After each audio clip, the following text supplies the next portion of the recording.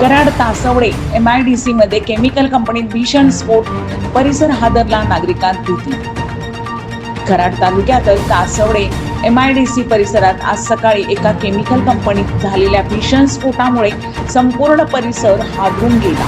अचानक झालेल्या या स्फोटामुळे मोठा आवाज होऊन आजूबाजूच्या कंपन्या आणि इमारतींना धक्का बसला.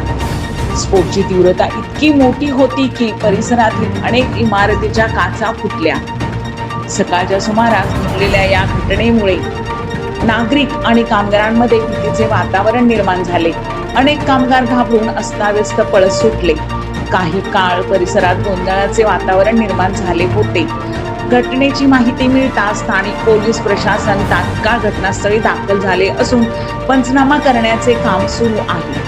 स्फोटामागील नेमके कारण अद्याप स्पष्ट झालेले नसून अधिक तपास सुरू असल्याची माहिती पोलिसांकडून देण्यात आली आहे.